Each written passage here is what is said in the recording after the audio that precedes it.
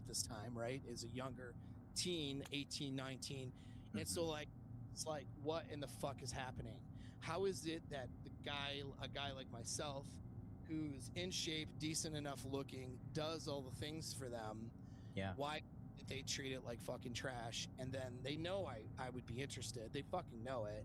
Yeah. But then their eyes glaze over like 28 days later, and they're fucking all of a sudden, blah, blah, jump on his penis, you know, like to some other like, what is going on? And then they're not even guys who are like, I always thought, well, the tougher, more alpha guy, like, you know, the love story was Rambo 2, you know what I mean? Like Rambo's like, oh, I gotta go back to killing, and his little Asian Vietnamese girlfriend's like, no, don't leave me, you know, and that was what I thought. You know, like it was like, this is like knew nothing, right? No one is teaching. Spiller strides hacks the shit out of this game. Yeah, you're right. I'm like, yeah, that's it. That's a guy I'm gonna do Rambo 2. And it just doesn't fucking work. Girls aren't going. So would you, Wait till last second could to you say put all at this one shit point on. you were a gym cell because you had the muscles, you were jacked? That's a good way to say it. Sure. You were In frustrated. by today's, yeah, by today's standards, that's a good way to say it. I mean, I was more. I didn't get this sort of jacked, like 240 pounds of jacked until later in life, but I was in shape and fight, like it was competitive martial arts or different types of martial arts. So I was a gym cell in that sense. I was in the martial arts, you know, gym probably 3 or 4 days a week, and then I was lifting on top of it. Charlie. Yeah. Yeah, but it just goes like, yeah, I just, you know, I keep telling guys like, secure. you know, sometimes I get laughed at for being a dating coach, right? But if people actually knew how many men are just operating a day-to-day life right now with just a truckload of sexual frustration. How do we not get beat? Like, No one's going to beat on our team. still, you know, still carrying the load for the family himself, whatever he's doing, with like, you know, very little praise, you know. So like, it's hard for the guys out there, and yeah, like, you know, if you neglect the thing that, look, I'm an everyman, you're an everyman as well. I need eyes you over know? this. And we didn't have to use Bugattis to get girls or have. Yeah, I was poor until like a few years ago. Yeah. I'm new money, bro. Like, I don't even know. You know what I mean? Hey, bro, same. I was a broke guy. And I was just, you know, I was a smooth talker. And, you know, you just, you know, honestly, I think universally, because I used to go to the gym a lot too. I would live in the university gym because I was broke. So I was like, fuck it, I'm gonna go get jacked, you know? And then, yeah, man. And then I kind of saw the pieces come together. But I know what you mean about being in that friend zone. But the good thing about being in that friend zone is I'm so fucking unathletic, bro. World, like, okay, these how yes, that was the benefit, dude. this is how they're predatory, you know? I couldn't understand it. It was like so. It blew apart my Madonna horror complex idea thing, because I was like, the nicest girl dead 28 days later, glazed over for some, like, and she knows. She's like, well, I'm gonna go see so and so. And you look at her face, and you're just like, she's gonna fuck that guy, like against his will. She is going for his penis, dude. He can do nothing about this. And it's like, how? Like, and I'm like, what? Like, I didn't understand. Like, No one can shoot no one's a going for UAV my now? penis. This Like, is I how didn't it get it starts. at 18, 19 until I had finally got a girl to do that It'll for be me. And so the after her. first girl who slept As soon as the with game was closes. like, I think it's because she slept with everyone else. There wasn't anyone left. So then there was so that's what it was. And because I wasn't closing any deal. I was like, have a seat. Let's talk about your feelings in your childhood. Like, I was like everyone's therapist, which would just dry their pussies right up, you know? 'Cause that was me, 17, 18. Well, tell me about your trauma, you know? And they're like, oh, you're such a nice guy. And then you're in Z. Well, move on, get you know, what's happening? And so then this one, there was no stopping her. She was going after me, you know, and she was cute at the time, and she knew a lot about sex because she's had sex with everybody. So I learned a lot about sex for a few months, but I also knew too that was going to blow up and end because she has no ability to be in a relationship, which I knew that. And so I was okay with that. When that blew up, I was fine with it. But then I realized like a couple things. sort of back it up to back to the friend zone thing. This is a really good lesson. I also, after that, I finally was like, I'm not, first of all, like, sex is way too awesome for me just to not do this with people. So I'm fucking done with whatever the bullshit I was doing, not doing that anymore. We're gonna start fucking broads because this is what's happening, right? So like that's, and we're gonna make this happen. Then the next thing was, like, so all these friend zone girls, No way. I'm done being treated, like I finally got my balls. It was like, I'm done being treated like somebody's fucking doormat. You know, I'm just done. You know, if I can be friends with girls, I'll be platonic, have girls in social circles who I'm not interested in that way. That's totally fine. If I'm interested in somebody, I'm not gonna play this thing where I'm playing their friend and I'm not. And they have to pretend like I'm just their friend when they know that I want more. And then they sit there and cuck me every day. Like, I'm not gonna do that. You know what I mean? So I finally I remember distinctly telling 2 different girls that were my friends that I wanted to date. I was like, you know what, this friendship's just not gonna work with me anymore because I want to take you on a date. I want more than a friendship. I think you know that. And I think we're just playing this game where we pretend that that's not true. And as much as I like you as a person, and you're great, it's torture for me to watch you, you know, keep going back to the same ex or doing some of the stupid things you're doing, knowing I'm fucking right here. Like, that's not gonna work for me. So we're either going on a date, or we're just not gonna be friends for you know? What are you gonna say? Did you ever get a girl you lusted after pre-game? Yeah. Oh, Yeah. 100%. So this was like, so this is the story on that. So like, I told this to 2 different girls, Just same walk story. B, They all that's got, all. both girls got mad. Oh, you're not a good friend, and this and that and the other. And I'm just Oh. like, listen, I don't care anymore. Like, I don't care to be your friend. It's not. I go, it's nothing against you, but why should I sit here and put my needs and wants aside just so just you let it can go fuck losers? I'm not interested. You know what I mean? That was the kind of like. It's not like you're with a great boyfriend. You're just fucking losers. And, you know, if you're going to go fuck losers and not explore something better with me, I'm just not interested. And being willing to walk away from those things. So both girls got mad. Conversations ended. I ended up having still laying get below sex B. with one of the girls like 2 weeks later. So she ended what? One of the 2 that you picked? Yes. Yeah, 50% close rate. Bravo. I mean, yeah, I know game, not bad for no game. And so my thing was like, all I'm gonna do is start setting my fucking Did standards a clip into that for guy how I'm in the gonna be back row. treated. Fuck her you know? walk, sister. Yeah. Fuck. That's it. I'm just gonna set a standard. I don't have any game yet, but I have enough self-esteem now. You have self-respect. Yeah, self-respect is a good place to start with dating. 100%. And so once I started doing that, all of a sudden I started getting dates and I started learning the nuance of like, I kind of knew how to talk to women. I just didn't know how to present myself. What was missing was having standards.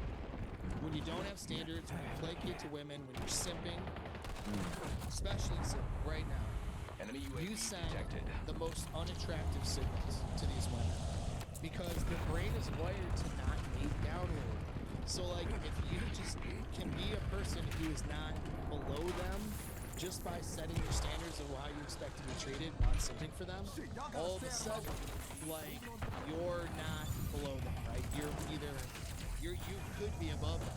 And then usually they'll take it as a signal of you being above them because most guys do simp for them. The prettier they are, the harder the simp.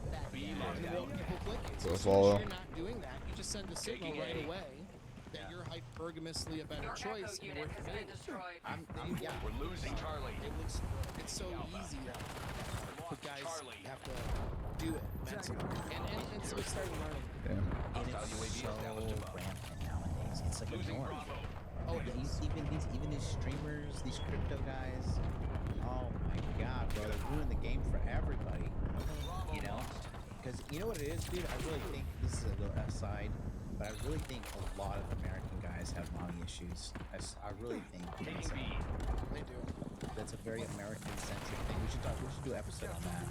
Yeah, for sure. Well, and the other thing too is, you know, they're by outsourcing the personal relationships to the internet, especially if they grew up doing that. So these Zoomers and stuff, you're not using all of the parts of your brain that are designed for you to bond with others in and see people as real people. So this is where, you know, dating becomes a transactional checklist now instead of dealing with another human being, because it's like you know there's a human behind there, but the screen takes away all of your senses. So it's like you're not able to use your sense of smell, touch, and tonality, and recognizing voice recognition, and all of these things. You're not having a real interaction with someone. You're having this suppressed version, which makes people more psychopathic. So it's really internet-induced psychopathy. If you go to Twitter, that's what you see. People just absolutely not treating each other like human beings. Dude, And I make a point throughout the day to put my phone down and just not touch it. yeah, Because I do know that. it pulls you in, you know? Oh, it can, especially in positions like what we do a lot on the internet. So we have to shield ourselves, because if we're on the internet all the time, we're on the screen, and we're doing research, we're working a lot, all of a sudden we get sucked into, you know, seeing our human relationships like this, and we have to step away from that and be real people. But this is why also I you know, meeting people in real life, you know, cold approach or social circle game is so much more effective for really everybody, but particularly guys who are not the top 1%. Because when you're in front of a girl, you tap into her other senses. So if you have game, you can do that. You know, there's plenty of girls who would see me and maybe see my picture or whatever and be like, oh no, he's too this, he's too that, he's too whatever. I don't care, because I know when I'm in front of them, all I have to do is pick those little senses. And it's like, if they're in the realm of being genetically attracted to me, they're just gonna get pulled into a web. And it's over. It's fucking over, dude, for them. Like, the same, and it was when I was dating, I had my girlfriend now, so I'm not out dating, right? But like, the same, you know, girls that would maybe discount me, you know, just because, for whatever reason, most of that's ego protecting. It's another thing guys need to realize. When girls sit there and say, oh, I have this unreasonable checklist for a man, she's just protecting her own ego. She's just protecting herself from rejection in a shitty dating market where guys are really critical and girls are really critical of each other. Everybody's critical of each other. They're just protecting themselves. As soon as you have a real conversation with them and you tap into those little senses that don't get touched when they're on their phone, all of a sudden areas of their body start getting, you know, a little bit hot. A little bit more heated up, you know, in a good way for them. Yeah, all I'm of a gonna be sudden going they to start bed here shortly. having emotions and feelings that I gotta they're be to not my really. job. I didn't expect to have this, you know, and I would get so many times, I was in a game, like so many times I'd get like, wow, you're. And I'm I in don't my know what it underwear. is. You're not even my type, but I'm so I'm so into you, I'm Lazy, so I'm just attracted to you, tired. or whatever. Usually after a few sex romps, you know what I mean? I took And a so, nap, like, but yeah, you induce orgasm a it bunch lasted of for like times. 40 You minutes. you know how to game them, you know how to make them feel good. I'm in my All of underwear. that Went to bullshit, bed. all the looks maxing, all that shit. It's all in the toilet. It's all gay, dude. It's fucking very gay, actually. And so, you know, and the girls are not turned on by that, dude. Mama said They're not knock you turned on by out. like some guy like I'm gonna knock hit you myself out. with a hammer and then I do my eyeliner or something. I do my makeup a certain way so that when I go out I look like I have chiseled cheekbones and, you know, just bullshit stuff. Like, God, girls are grossed out by that But shit. honestly, though, at its core, that is extremely feminine behavior. Yeah, extremely feminine. Well, we've gone further and further into a gynocentric social order. So now men are taking a female-centered view of themselves. Men are acting like women when they're young. The younger Zoomer guys who are looking to attract women look to guys like Clavicular, and who also, you know, his game revolves around trying to look smacks. And so they think that's what it is. It's just like a girl. It's like a girl wanting to wear the right push-up bra, wanting to wear the, you know, the certain type of shoes that makes her calves look good, or they make it a certain way, and now they got all kinds of shit, fake butts in the pants, and things to tuck the fat in, and all that bullshit. Like, this is what girls are doing to try to present, and guys, of course, get internet brain because when you take a two-dimensional photo with fucking filters and put it on your Instagram, and they're wearing tons of bullshit, and they're filtering their hips to be fucking huge and their waistline to be really tiny. It's not how they look in real life. You know what I mean? And you're just like, this is not what real girls look like, and they're not. It's not even. Like when you meet and have sex with real women, you're like, that's not even attractive. You know, you know it's fake. It's like guys falling for like fucking anime girls or some shit. It's like, dude, that's cool. It's a cartoon. Man, what the fuck's wrong with you? You know? I'm gonna read the super chat. We're gonna get back to the interview. Mr. Wolf, thank you for the $10. I think also being able to walk away from a sexual offer from a woman who isn't treating you well signals having self-respect. Most guys would crumble for the sex. They desire you even more. Yeah, like, dude.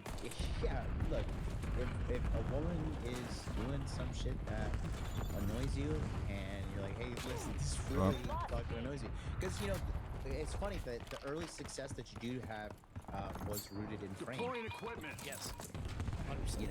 And that's it. That's most guys. I would say if we had to put men mandatorily to a camp, I think frame would be the one that would say you need to go. Damn, fuck you. Have some self-respect and boundaries, because these dudes, not to like sound like Mr. Red Pill, but I'm like ultra shocked still being back in America, just to see how women think they can like talk to these men, but the guys don't say anything. They don't say anything, you know. And it's for me, it's just remarkable to see, because even in Japan, the Japanese guys don't play. They'll look at them, you know. Fuck you, Frank Deplin. Bowing and apologizing, but you know, everybody freaks out. You know, there is still. You do that on purpose. You deserve that shit. Amounts of social order in Asia where the balances are, you know, men need to follow. And here, it's just in such disarray. So when I see it, you know, every day, I'm like, this is not on the internet. This is in front of me. So I think guys really, if you're watching us now, like like it takes time to learn stuff. But if you're watching like every episode and tuning in, you're gonna get it eventually. Just like his grandfather was saying, just don't quit. You know, you have to keep going. So after you started getting these chicks, because I know you got married. Got the advantage. Yeah. So I started getting chicks, and I started getting laid, and I started having multiple girls I was seeing. And, you know, like again, a lot of the stuff I learned, when you see how girls act when they want to get into a club, or when they, you know, what they'll do to status compete with their friends, like you start learning lots of lessons. Like girls do most of what they do when they go out on a girls' night or whatever is, even if they end up fucking a guy, most of what they're doing is to compete with their girlfriends. So like I learned like early on, a lot of the game is making them feel elevated from their peer group. You know what I mean? If they feel like they're winning above their peer group by going with you, you're succeeding right there, because women look for social proof. And so social and so they're innately wired to look for social proof. And so when they see a guy with women, or talking to other women, or have women that enjoy his company, or other women like that guy, that's one form of social proof. But another is, you know, feeling like they're winning a competition with their girlfriend, which is why it explains a lot of why female social groups why is it that I feel like I'm lagging, bro. is not quite as attractive as the other two girls, for example? Why is she always the mouthy bitchy one who's protecting her friends? Why is that always a thing? Well, it's such a stereotype. It happens all the time because that's what that girl is doing to compete. And then why is one girl hypersexual and another girl is hyper pure and, oh, you know, I don't do that kind of stuff. They're just competing. They're all competing in a mate pool and trying to reach that higher, you know, genetic option through different strategies. If a girl, this is why usually a girl who's like a 7, we'll say a 7 out of 10, they tend to be really slutty because they know they're not a 10, so they figure, well, I can have sex more faster, and that's going to get me the guys that would otherwise be interested in that 10. And so, like, you start noticing this shit just working bars. You know what I mean? Like, I'm in college, going to school for psychology. You know, Underway went on to Bravo. grad school too before I joined the military. But yeah, you know, it's my interest in human behavior. You start observing Sure. stuff, and then you start to learn how to use that in game that dating market. So I had a lot of options, and then I My money. and then I met my, you know, person I ended up marrying when I was like 23 years old, and way too young, you know, to settle into something like that. 23. Mm-hmm. Yeah. Oh wow, I didn't know. I thought it was 27. Oh wow, that is super young. Yeah. Well, we got married a couple years later, but you know what I mean. So like, Locking in down total Bravo. time, I was with her for like about a decade, a Hostile little over a UAV decade. established above. But she was great as a human. She's a great human being. I vetted properly there. We still get along, you know, really well as co-parents. Just not. There were a lot of things about her that Securing B. would have, and I won't say much about her because I don't want to embarrass her or whatever. Not that that would connect her to me necessarily, but you know, because we kind of watch her social media like that. But either way, I'm not going to say too much about her personally. But we'll just say there were some things there that made us not very compatible. It did turn into like a sexless marriage, which was me leaving a lot on deployments too. And so I joined the military later in life. I couldn't join when I was 18. I always thought it was going to be like, you know, everyone looks at, you know, comic book and Hollywood shit. So I'm like, either I want to be Rambo and the Punisher all at the same time. You know what I mean? Maybe without my family getting killed, but whatever. That was like, I'm going to be that, right? And then I couldn't join. These are reasonable goals as a young man. Yeah, very. I put money off the table because I figured, well, I'm never going to really be a billionaire. Which is wrong. You know, I didn't have anyone coaching me about finances and about money and talking to me about those things. It's something that, I mean, as a lesson that I do for my son and that people need to do for their kids and in coaching. I talk about that. It's not just about girls. Because nobody talked to me about that. It was this. It was a very deterministic view of wealth. Like you're either born with it, you have it, or you don't. And if you don't, you know, you can do okay, you can be middle class at best, but you're never gonna do well. Which is total bullshit. But that was the limiting mindset I had in my 20s. And so I was looking more for security rather than wealth. But I also wanted to do something with fighting somehow. I did. That involved something real though. I didn't want to just compete for a trophy or a belt. I wanted to like stop evil in the world. Like it's kind of like a superhero complex. It's immature in a way, right? But of course, that was when I was young. Admirable. It's admirable. I remember I launched myself into Japan as a rite of passage because I didn't feel man enough. You know? Yeah. Like, Yeah, we all do things. talk about modern day kamikaze. No, we all, when we're younger guys, we do these wild things. I don't give a shit, man. I don't give a shit. I don't give anything. Yeah, well, and I didn't, like, so as soon as, like, 9/11 happened, and I was already training, like, a couple of guys who were in the military martial arts stuff. They were going on their first deployment, like, 2004-ish, and we had no idea, like, at that time what war was going to be like over there. You know what I mean? 2003, 2004, wasn't a lot of knowledge back then for the guys who were going on those first rotations. It's like, what the fuck are we going to deal with?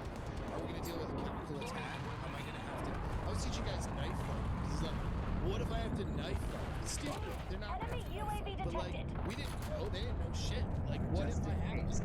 Just in case. Locking down You Bravo. know what I mean? Like The just in case is good enough. The just in case. Yeah.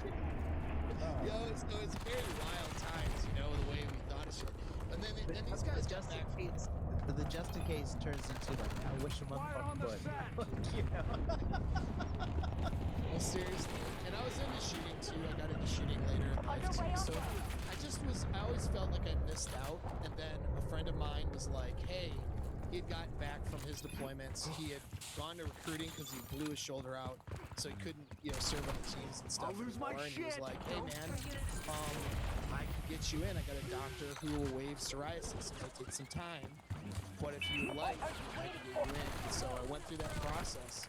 And in my late 20s, got in the military, and then went and tried out for something called LRS, which is long range reconnaissance surveillance. They're like 6-man Ranger teams. It doesn't exist anymore. It was a very interesting unit.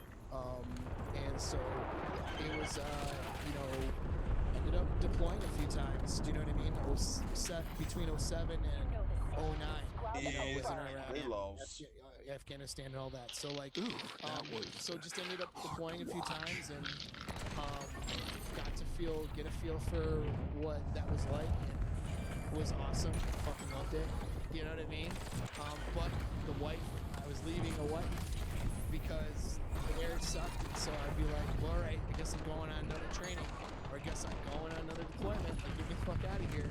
You're kind of trapped in a relationship, like when you don't want to confront her when she's doing some shit, so you're like, oh, I'm just gonna go work on this. I'm gonna go work on my car, or get lost. Yeah, kind of. Well, it was that.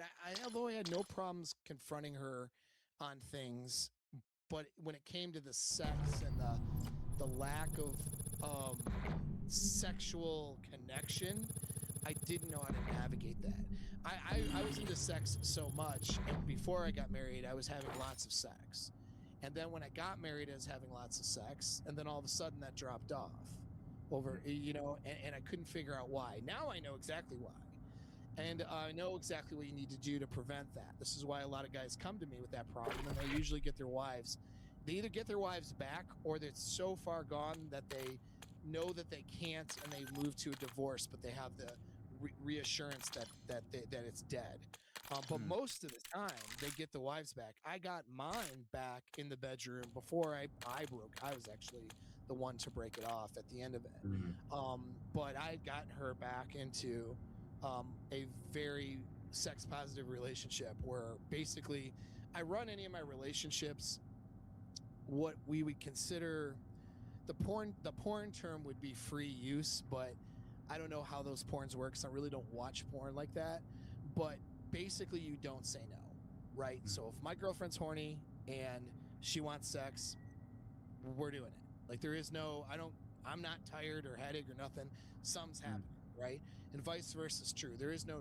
Doesn't matter how you feel. Your job in a relationship is to, please and satisfy your partner, the person you're with sexually. And that's the values I have in my relationship. So there is no. There can be like work, soldier. My buddy went on a second deployment in Afghanistan. Yeah, go ahead and read it. Oh, so no, this is it's Chris. He's my buddy in Montana, and he said my buddy second deployment in Afghanistan because a girl broke his heart and he wanted to die. So like, the amount that happens.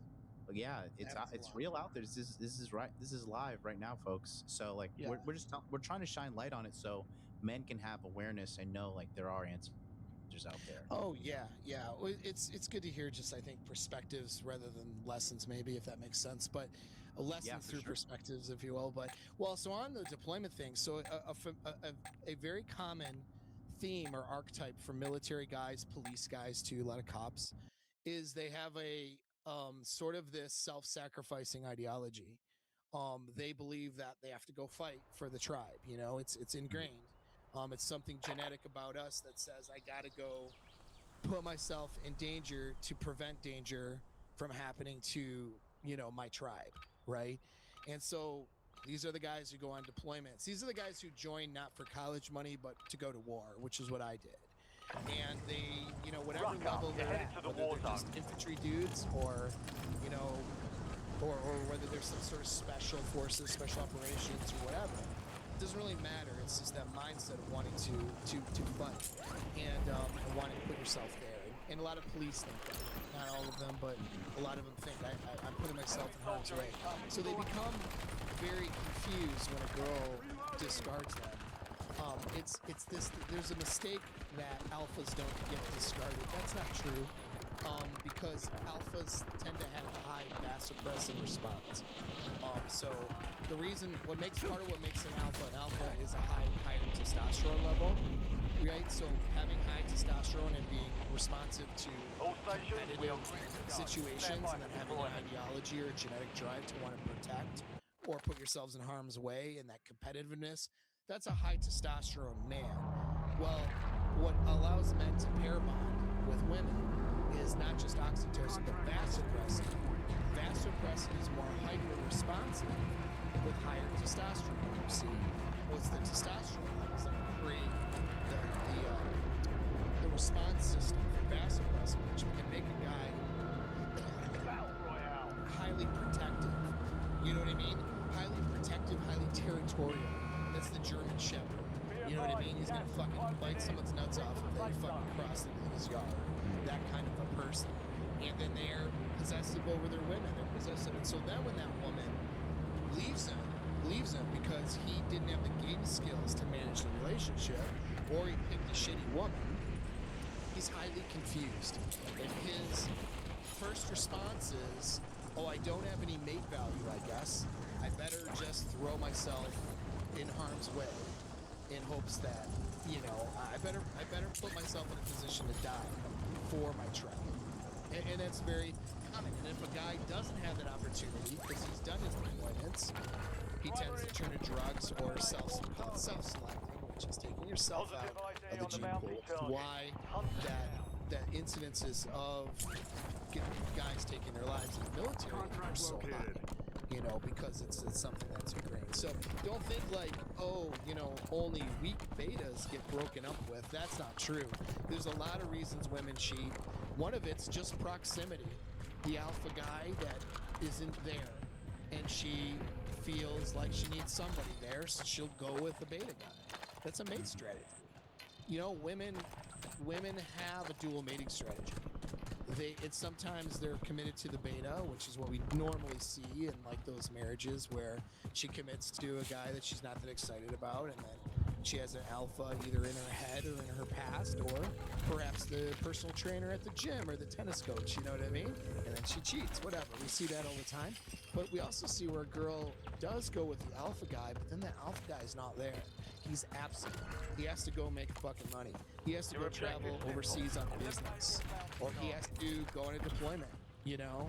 And then a couple of months, not having that guy's proximity, and her not using her human brain, she falls to her instinct. She finds a weaker guy that is interested in her feelings, and fills those holes that the alpha guy's not, because he's a provider and a protector, you know what I mean? And so these are just things we run into. The binary extremes that you find on the internet to try to, you know, give you a simple explanation for what women do is just not going to fucking work. You guys are going to find yourselves in trouble if you listen to them. Let me read this super chat real quick. Thank you, Johnsky. He sent on the link. He said, MLB and Paul are the best in the game, guys. They established a bedrock foundation of those who are in pursuit of personal excellence.